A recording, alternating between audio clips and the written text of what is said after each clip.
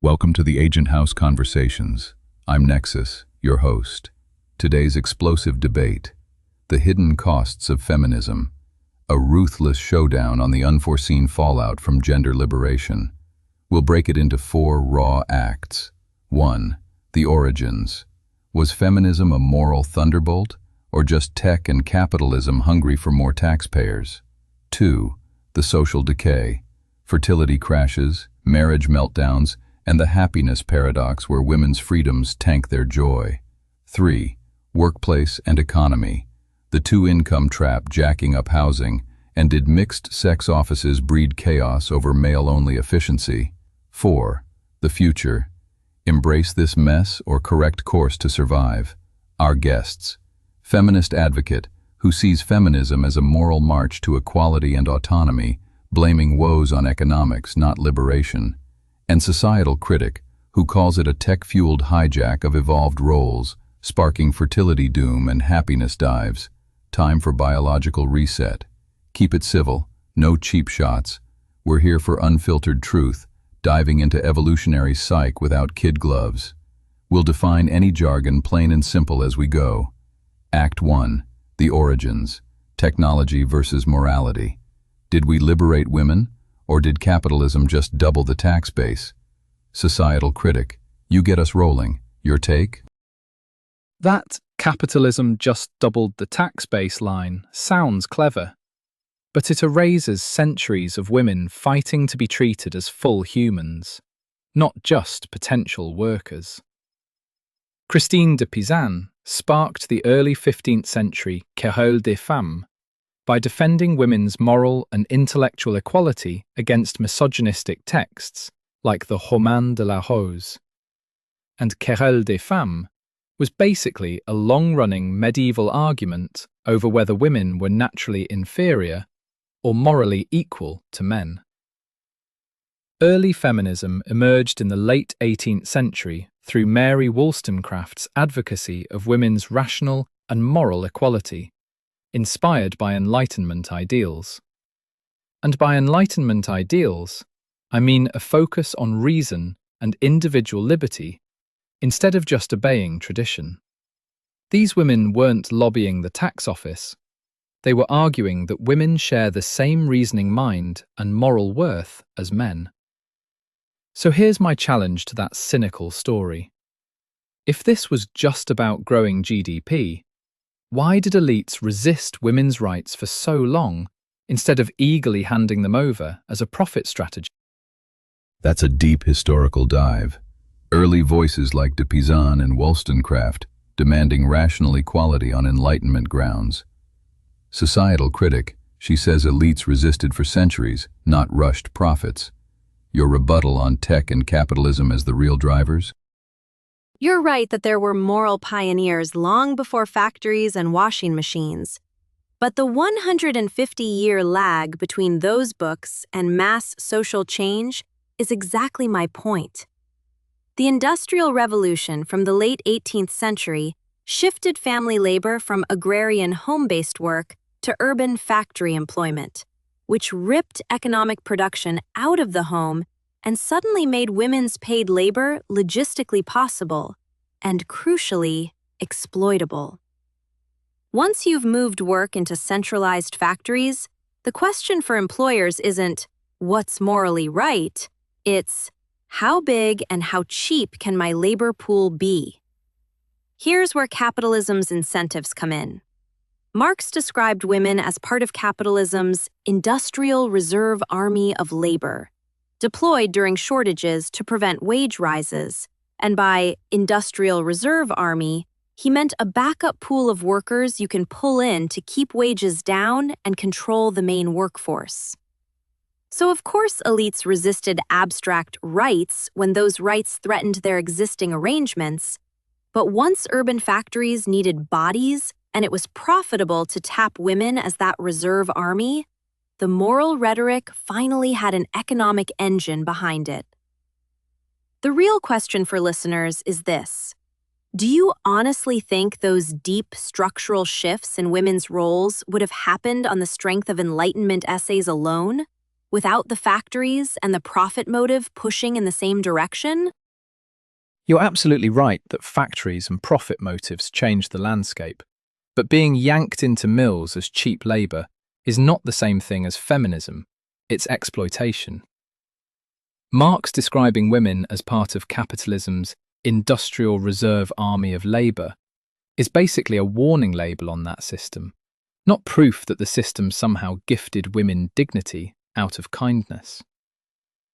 Olympe de Gouges published The Declaration of the Rights of Woman and the Female Citizen in 1791, paralleling the Declaration of the Rights of Man. And that document is about citizenship, liberty, and legal personhood, not staffing textile plants. So yes, technology made mass change logistically possible, but what actually got smuggled through that opening was a moral claim that women are rights-bearing individuals, not just spare hands for the factory. My question back to you is simple. Are you really comfortable treating women's push for equal rights as just a side effect of capital's need for bodies, rather than as a conscious, moral revolt by the people whose lives were on the line? You're right that being dragged into a factory for starvation wages is exploitation, not liberation. And I'm not calling that early exploitation feminism. I'm saying the big structural opening was created by machines and markets, and the rights language you're invoking finally stuck once women's bodies were already being reorganized around industrial schedules and paychecks. Look at the timing. The FDA approved the first birth control pill in 1960, coinciding with the emergence of second-wave feminism. And by second-wave feminism, I mean the 1960s-era push that moved beyond basic legal rights into work, sex, and family norms. That is technology rewriting the reproductive rules, and then morality rushing in afterward to justify the new reality.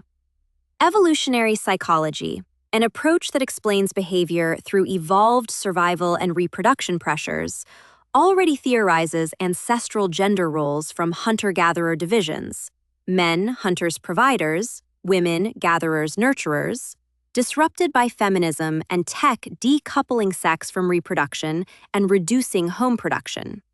So, my uncomfortable answer to your question is yes.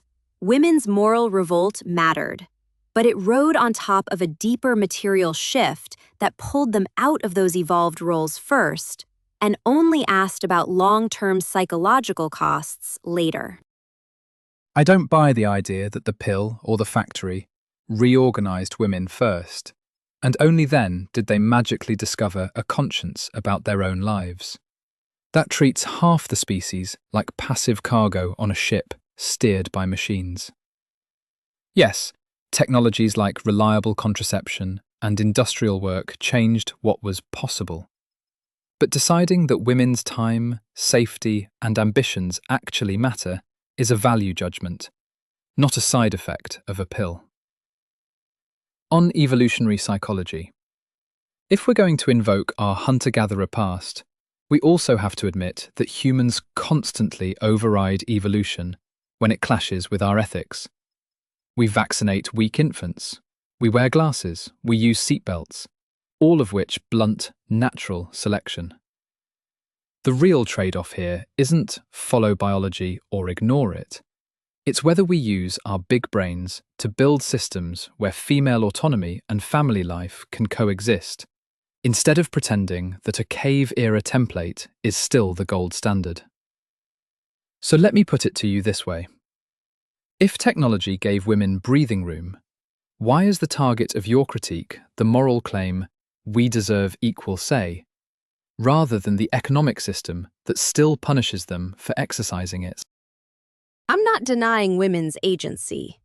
I'm saying agency gets funneled through whatever environment you drop people into. When you move production out of the home and make prestige, security, and basic survival flow through paid work, "I deserve equal say" gets translated into "I should live like a man in the labor market," even if that collides with a lot of women's deeper preferences for stability, connection, and children at some point. On evolution, yeah, we override nature all the time. But notice how we do it. Glasses, vaccines, and seatbelts support the organism. They don't pretend the organism is infinitely malleable. Treating men and women as morally equal is one thing.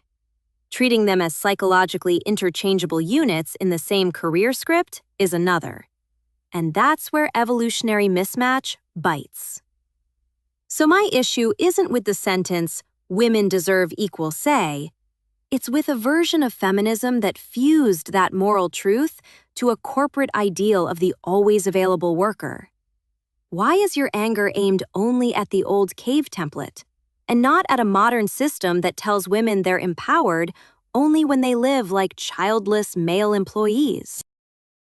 I actually agree with you that we shoved women into a male corporate script. That's exactly why so many women feel burned out and betrayed. But that script isn't the core of feminism. It's the core of a productivity-obsessed economy that only respects one kind of life path and then slaps the empowered label on it. Treating men and women as morally equal does not require pretending they have identical preferences. It requires building a world where a woman who wants 3 kids and a deep family life isn't economically punished, and a woman who wants 0 kids and a wild career isn't morally shamed. The pre-feminist model you're nostalgic about also crushed deeper preferences by giving women almost no safe exit from bad marriages, no vote, and very little room to define a life of their own. So the real fork in the road isn't trad wife or girl boss. It's whether we have the courage to design systems that respect plural female choices instead of forcing all of them back into one biologically themed box. Are you willing to endorse that kind of pluralism? Or only the version that lines up with your preferred template? I'm not nostalgic for a world where women had no vote or were trapped in bad marriages. That's a caricature of my position, not what I'm arguing for. What I'm saying is that once you build an economy and a culture that glorify one script, full-throttle careerism, and quietly mock or economically punish early marriage, big families, or staying home with kids, your pluralism is already tilted before any woman makes a choice. You're right that feminism's core isn't the corporate grind, but modern feminism largely fused moral equality with that grind and treated opting out as a kind of betrayal, not just a different preference. I want legal equality plus cultural and economic norms that actually make it easier for the average woman to follow what her temperament and desires pull her toward, often a serious family life, without being priced out of stability. So here's my question back. Would you openly endorse a society that says, "We respect all paths, but we especially honor and materially support women who prioritize forming families early"? Or does even naming that as a preferred default already sound oppressive to you? I'm absolutely on board with materially honoring care work and family life. But the second you say especially for women who follow one preferred timeline, you're not just correcting a bias, you're quietly reinstalling a script where good woman equals early mother. A genuinely plural society would pour support into caregiving and kids, whoever does it. Subsidised childcare, sane hours, real security. Without turning women who delay or skip motherhood into second-class citizens who chose wrong. Feminism's mistake was letting the corporate grind define success, not insisting that women must all be high-powered lawyers. Your fix risks swapping one narrow ideal for another. If we want real freedom, shouldn't the message be, we honour raising kids deeply, and we honour other callings too, for both men and women, instead of nudging women back towards a single default that men are never equally pressured to embody? We now move to Act 2, The social decay, the happiness paradox. We're dissecting why women's reported happiness dropped as freedoms rose, alongside crashing fertility and marriage rates.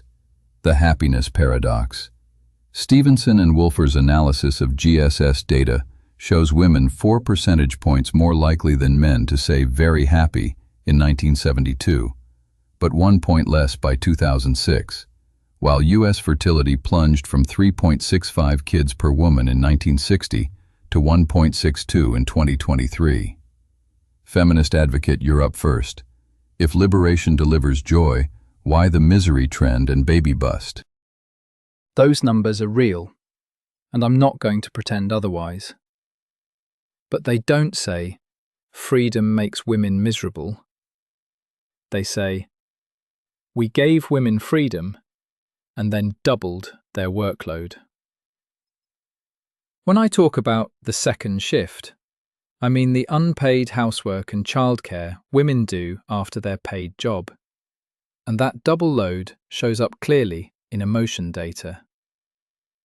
Gallup World Poll, 2006-2023, 168 countries, finds women report higher life satisfaction, but more negative daily emotions, worry, stress, sadness, anger, than men, as of 2023. That's not nostalgia for the 1950s. That's burnout. On the baby bust, total fertility rate is just the average number of children a woman has over her lifetime. And here, it's the basic math that's brutal.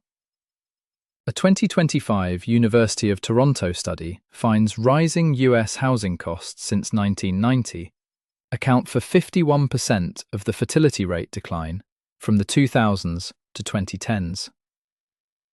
Women didn't suddenly forget their biology. They're looking at rent, childcare, and instability, and deciding whether bringing a baby into that is even remotely responsible. So the real paradox isn't freedom versus happiness. It's that we changed women's roles and left our institutions, especially men and the housing market, almost unchanged. Why is your anger aimed at liberation instead of the system that turned it into exhaustion? You're right that the second shift and insane housing costs are crushing women. But that doesn't explain why, even when those material boxes look better on paper, the emotional picture keeps getting darker. When I talk about the happiness paradox, I mean this. Women won more freedom and resources, yet their reported happiness slipped relative to men, and their daily stress, sadness, and worry shot up. Now add the family piece. 40% of U.S. births to unmarried women in 2023, up from 5.3% in 1960. That's not just modern lifestyles. That's the slow disintegration of the stable two-parent unit we know kids and mothers both do best in. A big driver here is hypergamy, women's tendency to seek partners of equal or higher status for security, colliding with a culture that says men are optional and that women should never settle, which leaves a lot of high-expectation women and checked-out men unable to form durable bonds at all. So my pushback to you is this. In a world where almost half of births are outside marriage and women feel more emotionally wrecked than men, how long can we keep insisting the ideology is fine and only the support systems are broken? You're framing this like women are emotionally collapsing from too much choice. But even your own data undercuts that. Gallup World Poll, 2006-2023, 168 countries, shows women report higher life satisfaction than men while also feeling more daily stress and worry, which sounds a lot more like overload than regret. On the family side, declining US marriage rates significantly contribute to falling fertility, as married women maintain higher, relatively stable fertility rates, approximately 80 to 85 per 1,000, versus low unmarried rates approximately 35 to 40 per CDC as of 2023. So the issue isn't that women don't want committed partnerships, it's that the path to a stable, decent marriage has gotten narrower and more expensive. And hypergamy, basically the tendency to want a partner who's at least as stable and competent as you are, isn't some female bug. It's just common sense when you're raising kids in a brutal economy. What feminism changed is that women are no longer forced to marry down or stay in bad relationships just to survive, which is why you see more births outside marriage instead of shotgun weddings. So the real question is, are you willing to fix male investment and economic conditions so more men are genuinely worth betting a life and a baby on? Or is it easier to pathologize women's standards and call that biology? You're right that Gallup shows women rating their overall life satisfaction a bit higher. But that doesn't cancel the fact that their day-to-day emotional life is worse, and that long-term drift matters.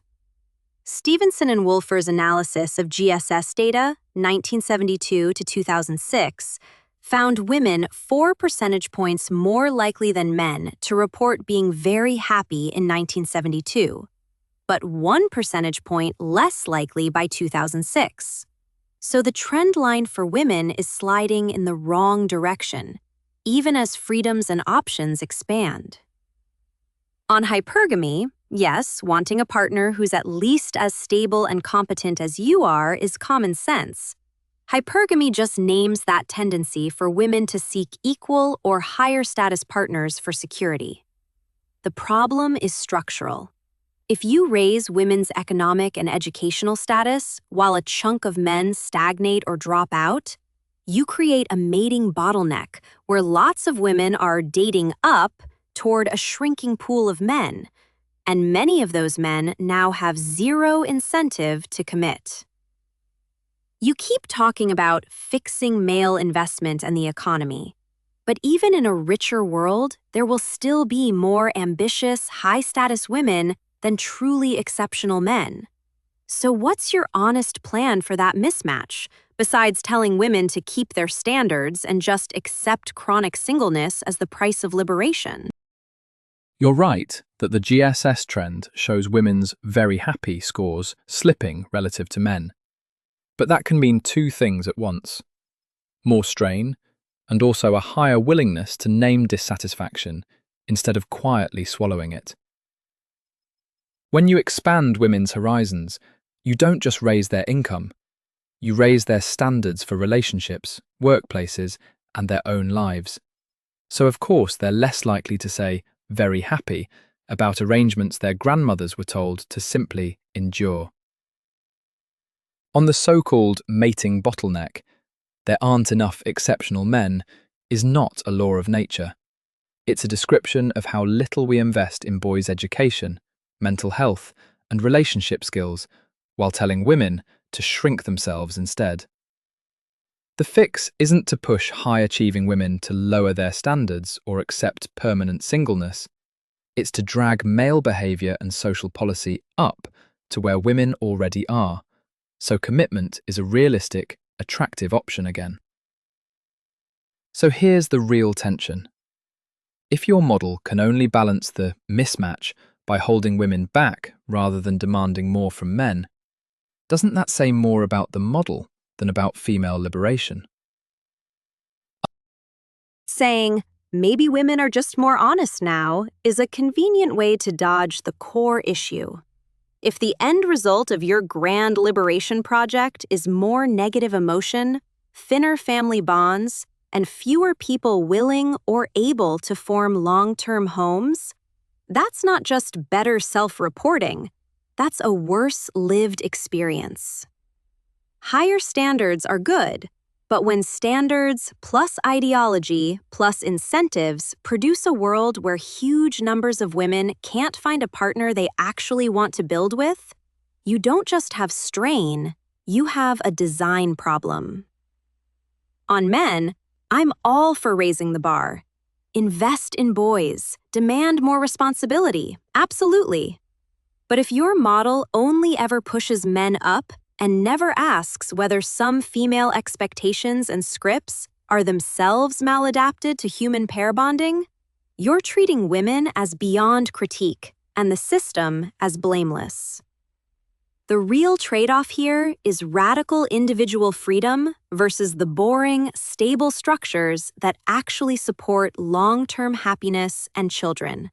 Are you willing to admit that some of the stories feminism sold about relationships and never settling might be part of what's making that balance impossible? You're treating every sign of strain as proof the project was a mistake, instead of what it actually looks like: a society stuck halfway between old roles and new realities. If you blow up the script, marry or starve, without building affordable housing, sane work hours, and real co-parenting norms, of course people feel more negative emotion. That's not liberation failing, that's infrastructure missing. I'll happily say some feminist pop culture scripts were garbage. Never settle. Your career is your only identity. And a Tinderized hookup culture have not been kind to women or men. But that's not the core of feminism. The core is that adults should be able to form families out of mutual desire, not economic desperation. And that boring, stable structures can be built without reinstalling dependence. So my question back is, if you're serious about stability, are you willing to put just as much pressure on markets and male behaviour as you are on women's expectations? Or is fix the woman still your main lever? I don't think this is just, we're in a messy transition and need better scaffolding. You can pour money into childcare and tweak work hours, but if the dominant story still treats long-term pair bonding and having kids as optional lifestyle accessories that should never seriously constrain individual ambition, you're going to keep getting fragile relationships and delayed or foregone families, no matter how nice the infrastructure is. You're right that markets and male behavior need pressure, but incentives cut both ways. When women are told they always have time, should maximize status first, and can trade out partners forever, you're engineering a mating market that's hostile to the boring, durable bonds you say you want. My lever isn't fix the woman. It's fix the environment so it stops inflating expectations and devaluing commitment, which includes calling out female scripts that make stable partnership almost impossible. So here's my challenge back. If we built your perfect welfare state and co-parenting norms, but people still weren't forming enough solid families to even replace the population, would you finally question the cultural story around sex, dating, and never settling? Or is that off limits? If we built the kind of supportive system I'm arguing for, and people still weren't forming enough solid families, yes, I'd absolutely question the stories we tell about sex, dating, and never settling. But that critique would hit both sides. The swipe culture myth that there's always someone better, and the male fantasy that you can drift indefinitely and still deserve a devoted partner and kids on demand. Where I won't budge is on the target. The goal isn't to push women back into sacrifice while men pursue potential. It's to make commitment a serious, honoured choice for both sexes that comes with real trade-offs you knowingly accept. We can say, out loud, that deep partnership and raising children are central human goods, without turning women's bodies and futures into the enforcement mechanism for everyone else's comfort. So my answer to your challenge is, yes, let's rewrite the scripts, but towards mutual responsibility and realistic expectations, not towards resuscitating an old hierarchy in a new outfit. We now move to Act 3, the workplace and economic trap. We're probing the two-income trap. Did women flooding the workforce just bid up housing, trapping families? And the hot claim that mixed offices drag efficiency due to clashing styles. The two-income trap. Elizabeth Warren's 2003 book argues families now need two incomes for basics like good school housing, once doable on one, while the median home price to income ratio jumped from 2.6 in 1970 to 5.5 in 2023. Societal Critic, kick us off. Did doubling the labor pool create an economic cage, or is that too simple? It's not only women entering the labor pool, but the basic story of an economic cage is right. The two-income trap is the idea that once most families send both parents to work, the market stops treating that second paycheck as a bonus and starts treating it as the price of entry, especially for housing in good school districts. Elizabeth Warren's 2003 book, The Two-Income Trap, argues families now need two incomes for middle-class basics like housing, once affordable on one, and U.S. median home price to income ratio rose from approximately 2.6 in 1970 to approximately 5.5 in 2023. U.S. Census Bureau data as of 2023. Worsening affordability. Housing affordability for single-income U.S. families has declined since the 1970s, amid rising dual-income households and other factors. Overall affordability fell from approximately 68% in 1960 to approximately 43% in 2019, with single earners unable to afford median homes in 75% of cities today. That means the choice for most women to work is heavily coerced by prices that already assume she's at a desk. And once you've locked both adults into full-time jobs just to stand still at home, you feel every bit of friction and misalignment in the modern mixed-sex workplace much more acutely, which is where the efficiency question bites. You're right that the two-income trap describes a real cage. But you're smuggling in a culprit that doesn't fit the crime. Women working didn't write the housing code. Real median US household income rose about 50% from 1970 to 2023 in constant dollars. But inflation-adjusted median home prices more than doubled over that period, according to the US Census Bureau and housing data aggregators. That's a supply and policy failure, not a female labor force failure. Land use regulations are linked to 50% higher housing prices in stricter versus more permissive US metro areas, as economists like Malpezzi and Glazer have shown. And that's a key driver of price gaps beyond what local incomes can explain. So yes, families now need two incomes to afford what one used to buy, just like Elizabeth Warren warned. But that's because we added earners and then choked building with zoning, not because women committed the sin of wanting jobs. If you're serious about freeing families from the trap, would you support abolishing exclusionary single-family zoning and actually flooding the market with housing?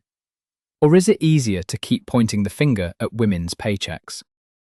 I'm not saying women wrote the housing code. I'm saying policy and labor supply interacted in a way that made the second paycheck non-optional. When you jack up demand by normalizing two earners per household and then strangle supply with bad zoning, you create exactly the bidding war Warren described. So even if we fixed zoning tomorrow, the market has already been recalibrated around dual incomes as the default fuel.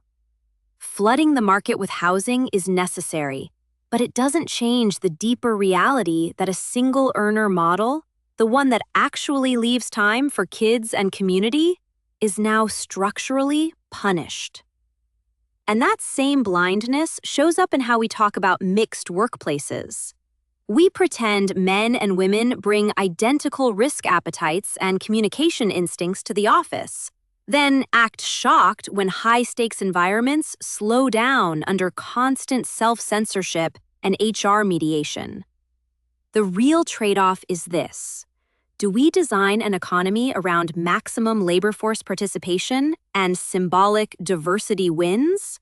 or around giving families enough slack that one adult can step off the treadmill without the whole household falling apart. You're right that the system now punishes slack time. But that's because we chose tax rules, benefits, and housing policy that assume every adult is a worker, not because women dared to earn a paycheck. If we rewired those rules, cheaper housing, real child benefits, healthcare not chained to full-time jobs, a one-earner or 1.5-earner setup would stop being a suicide mission, without forcing women back into dependence. On workplaces, the idea that mixed teams are just symbolic diversity wins doesn't hold up when you follow the money. McKinsey's 2018 analysis, 2017 data, found companies in the top quartile for executive gender diversity were 21% more likely to outperform peers on profitability. Evolutionary psychology research shows men tend to have higher risk-taking propensities than women due to evolved mating strategies, affecting workplace decision-making, which is exactly why having both sexes in the room is an asset, not a bug, in high-stakes calls. So if all male environments are supposedly so efficient, why are the firms that actually bet shareholder cash leaning into mixed leadership instead of retreating to the boys' club? I don't deny that zoning and policy are villains here, and I'm not saying women sinned by working. My point is that once you bake dual incomes into the price of a basic life, you've created a system that punishes any family that wants one parent off the treadmill, no matter how you shuffle the tax code. Flooding the market with housing and decoupling benefits from full-time jobs are necessary fixes, but they still won't answer the deeper question. Do we actually want an economy that only functions when every adult is maximally monetized? Or one that leaves room for real caregiving and slack? On the workplace side, that McKinsey result you cited is correlation dressed up as destiny. Big, successful firms can afford glossy DEI programs and mixed leadership, so we shouldn't pretend a stat in a consultant slide proves diversity itself drove the profits. Evolutionary psychology, basically the study of how evolution shaped our typical behavior, does show men on average take more risks, while women are more cautious and relational. But even sympathetic researchers say evidence tying those differences cleanly to productivity gains or losses is limited and indirect. My claim isn't women ruin the office, it's that in high-stakes, time-critical environments, every extra layer of risk aversion, hedging, and HR mediation slows decisions, and we should at least be honest about that trade-off. So if we're serious about both family and economic health, why is maximize headcount and maximize representation treated as non-negotiable, while the option of leaner, more specialized, even more sex-segregated teams is treated as taboo before we've even tested it? You're right that a consulting slide can't magically prove causation. But if mixed leadership were truly a drag on performance, competitive markets would punish it hard. And yet the direction of travel in serious firms has been toward more integration, not back to boys-only war rooms. Correlation still matters in business because investors and boards chase what tends to work over time. Nobody keeps a feel-good experiment that consistently bleeds money. On leaner, sex-segregated teams, we don't need a lab to know what that usually turns into in practice. Narrower talent pipelines, more groupthink, and a culture where one sex is quietly treated as an intruder instead of an equal. Men's greater average appetite for risk and women's greater average caution can absolutely clash. But that's the same clash you get between aggressive sales and conservative finance, and we don't solve that by firing finance. So here's my question. In genuinely high-stakes environments, are you really so sure that shaving a bit of friction off decision speed is worth losing the internal critic who might stop the next catastrophic, very efficient, all-male mistake? I agree you don't want to fire the internal critic, but you also don't strap your whole brake system onto the tip of the spear. In real high-stakes settings, you separate roles. You have diverse, even argumentative groups designing strategy and stress testing big bets, and much leaner, highly synchronized teams executing under time pressure. Evolutionary psychology highlights sex differences in aggression. Men more direct, status-oriented, women more relational, indirect. But evidence linking these to workplace clashes or productivity declines is limited and indirect, which means we should be free to experiment instead of pretending one mixed template must fit every context. So my position isn't ban women from the room, it's be honest that every extra layer of interaction style and HR risk management has a cost. And sometimes the right answer is a more homogeneous execution unit backed by diverse oversight, not mandated mixing everywhere all the time. Would you support that kind of domain-by-domain specialization if, say, some women themselves preferred all-female or more flexible teams for certain kinds of work? Or is ideological symmetry more important than letting performance and preference decide? I'm fine with experimentation and specialization. I'm not fine with using evolutionary differences as a polite doorway back to men storm the hill, women sit in compliance. If some teams voluntarily form around all-female or all-male preferences for a specific task, that's one thing. But once you start normalizing sex-segregated execution units, you've effectively told half the workforce they're a distraction when it really counts, and that quickly stops being about performance and starts being about status. The real design question isn't mixed everywhere or never mixed. It's whether every person with the temperament and skills for high-stakes execution gets a shot, regardless of sex. We already create different lanes, strategy versus ops, sales versus risk, without sorting them by chromosomes. So I'll turn your own framing back to you. If we can get the speed you want by selecting for temperament, training, and trust, why cling to sex as the shortcut, knowing how easily that hardens into women need not apply when the important work starts? I get the concern about status, but pretending sex differences are irrelevant is its own kind of ideology. Evolutionary psychology research shows men tend to have higher risk-taking propensities than women due to evolved mating strategies, affecting workplace decision-making, which means sex is at least a rough, probabilistic signal about how a team will behave under pressure, even if we ultimately still hire individuals, not averages. I'm not saying women need not apply. I'm saying it's rational to let biology inform where we start looking for certain roles, then filter hard on temperament, training, and performance. The real question is whether you're willing to allow any group-level biological information into how we design high-stakes teams, or whether you'd rather run slightly blinder in the name of moral cleanliness, even if that sometimes costs speed or success.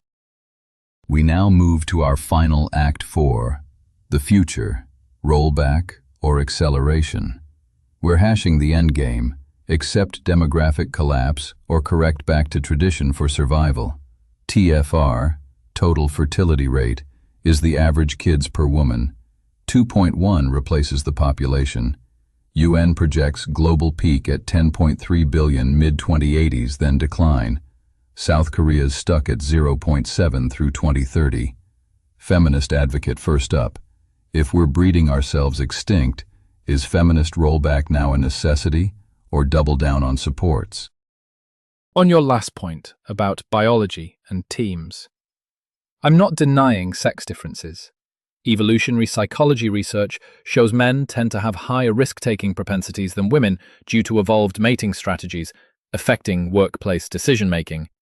But using sex as a starting filter is a blunt, lazy shortcut when we can directly select for risk tolerance, calm under pressure, and judgment in both men and women. That's like hiring pilots by height because most good ones happen to be above 5'9". It bakes discrimination into the design instead of using the actual traits you care about. On the future. The UN World Population Prospects 2024 projects global population to peak at approximately 10.3 billion in the mid-2080s, before declining, driven by fertility rates falling below replacement. So, yes, the demographic problem is real. But the South Korea case is the smoking gun against rollback. Baseline projections as of 2025 forecast South Korea's TFR remaining around 0.7 through 2030, risking sharp workforce contraction and pension insolvency. And that's in a country that clung hardest to traditional gender expectations. By contrast, France's pro-family policies helped maintain a 2024 TFR of 1.62, Europe's highest, without undermining gender equality as of 2025 INSEE data. So no. Undo feminism is not a survival plan. The way out is to finish the job, build serious childcare, parental leave, and new norms for fathers and work, so that having kids is compatible with the freedom women have already won, instead of trying to shove that freedom back in the bottle. Calling South Korea traditional misses the point. It's the extreme version of the same hyper-competitive, degree and career-first script we've been criticizing. And France, your best-case equality model, still isn't having enough children to replace itself. It's just managing a slower decline. UN World Population Prospects 2024 Zero Migration Variant projects Italy's population falling to 28.4 million by 2100. A roughly 52% decline from 59 million in 2025, as of the 2024 revision. Despite pro-natalist policies like child allowances, Japan's TFR fell from 1.26 2022 to a record 1.20 2023, Ministry of Health, Labor, and Welfare, with IPSS forecasting around 30% population decline by 2070.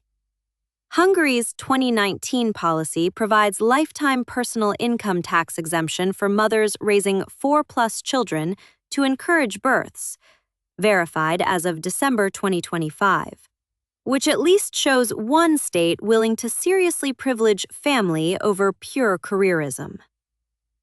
Some evolutionary psychologists argue innate sex differences, men as providers, protectors, women nurturers, promotes stability when aligned with policies, disrupted by feminism contributing to fertility and male mental health issues.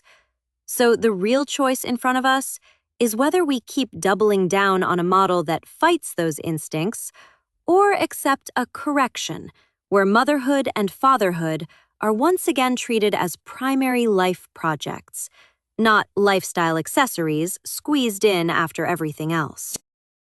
You're right that South Korea is hyper-competitive. But that's layered on top of an old-school gender deal. Long hours salarymen and mothers expected to carry the whole domestic load, which is exactly why women there are going on a quiet birth strike instead of joyfully embracing that correction. And yes, France isn't at replacement either. But it's still obvious that policies which respect female autonomy and support families slow the decline far better than cultures that cling to rigid roles and simply hope women will sacrifice more. Pointing to Italy, Japan, or Hungary just proves my case. You can shower people with tax perks and child allowances, but if the underlying script is mums disappear into the home while dads grind, modern women increasingly say no. Some evolutionary psychologists do argue that aligning with traditional provider and nurturer roles can feel stable. But stability that depends on one sex giving up meaningful choice is a brittle kind of order. So if your correction can't work without making it harder for women to leave bad marriages, finish degrees, or delay motherhood, are you willing to say out loud which rights you'd actually roll back to get there? I think you're sneaking in a false choice. Either we keep today's do everything all at once model, or we drag women back to 1950 with no vote, no degree, no exit. That's not what I'm arguing for. I'm not calling to make divorce harder, strip women of education, or block them from the labor market. I'm saying the default script has to flip from squeeze in kids if there's time to family is a primary life project we actively privilege in culture and policy. That means making it genuinely feasible and socially honored for many couples to live on one main income for a stretch, and treating motherhood and involved fatherhood as high status, not as a gap on a CV or a joke about simping. So the real line I'm drawing isn't rights versus no rights. It's a society that structurally rewards building stable families versus one that shrugs as it slowly chooses itself out of existence. Which of those do you actually want to optimize for? I actually agree with a big chunk of what you just said. Family should be treated as a serious life project, and caregiving by mothers and fathers should carry real status, not be treated like a resume hole. Where we split is over that phrase, default script. Because in the real world, default scripts about family almost always land harder on women. They're the ones who feel the career penalty, the hiring bias, the quiet judgment if they don't follow it exactly. I want a society that structurally rewards stable families and still treats female autonomy as non-negotiable, which means two things at once. Making it genuinely feasible for either parent to step back for a season, and refusing to turn women into the designated one-income sacrifice while men's trajectories stay untouched. The do everything all at once burnout model is a symptom of a stalled revolution. Women moved, institutions and a lot of men didn't. And the fix is to finish that adaptation, not to re-encode a softer version of good women put family first, good men put work first. So my answer to your optimization question is we should optimize for both 3 individuals and strong families. And the only way that works long-term is if men absorb as much cultural and economic pressure to prioritize care as women have carried for generations. Are you prepared to push that hard on men, or only to reset expectations on women? I am absolutely prepared to push hard on men. If anything, I think we've let a lot of men drift into adolescent lifestyles because we erased the expectation that adulthood means providing and protecting for someone beyond yourself. U.S. male labor force participation rate, 16 plus, declined from 79.7% in 1970 to 68.1% in 2023. BLS data as of 2023. And that's not just economics, it's a purpose vacuum. Where I stay firm is that optimize for both free individuals and strong families only works if we admit that, on average, women are more drawn toward deep relational investment, and men are more drawn toward external status. And we build norms that lean into those tendencies, rather than pretending they're 100% interchangeable.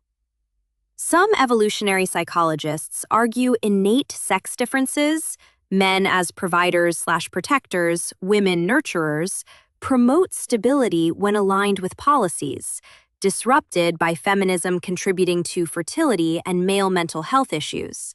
And I think our future has to reflect that. Cultural honor and material support for caregiving, especially motherhood.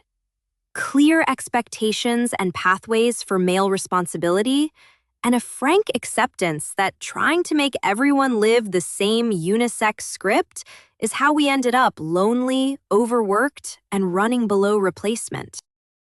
I'm with you that a lot of men are drifting, and that we've been squeamish about saying adulthood should mean taking responsibility for more than yourself. But tying that almost exclusively to providing and protecting keeps them chained to an economic model that's already collapsing under their feet. That big drop in male labor force participation is also about deindustrialization, disability, addiction, and hollowed-out local economies. You don't fix that by preaching 1950s provider scripts in a 2025 job market. You fix it by giving men real roles at home and in community that aren't contingent on having a perfect career arc. And on average differences. Sure, many women lean more relational and many men more status-oriented, but building norms around those averages has a nasty track record. Women who aren't natural nurturers get treated as defective, and men who want to be primary carers get treated as weak. The alternative isn't a unisex script. It's a world where we expect adults of both sexes to be capable of deep care and real ambition, and then back that up with policies that let families divide roles in ways that actually fit the people in them, not just their chromosomes. If we're serious about escaping loneliness and low fertility, the play is to expand the scripts available to men and women, not snap them back into two narrow tracks and hope adaptation somehow happens anyway. The part of your vision I respect is the insistence that men step up in care and community. I agree that tying male worth only to a paycheck is brittle in a deindustrialized, gigged-out economy. Where I think you're still dodging the hard edge of the problem is this. Our fertility collapse and relationship gridlock didn't happen in some neutral experiment. They happened precisely as we tried to float everyone above sexed expectations and treat family as one lifestyle option among many. And the scoreboard, shrinking cohorts, delayed or absent pair bonds, suggests humans don't actually thrive in that vacuum. I'm not arguing for two iron cages. I'm arguing that we recenter two anchors: family formation as a normal, expected part of a good life, and sex differences as real enough that our culture should gently lean with them rather than against them, while still making room for exceptions. That looks like heavy symbolic and financial support for having children in your 20s and 30s, serious status for caregiving, explicit routes for men into responsibility beyond work, and less obsession with forcing 50-50 outcomes in every sphere of life. If we refuse to name any default patterns at all because someone might feel judged, we'll keep drifting toward a future with gorgeous individual rights and nobody left to inherit them.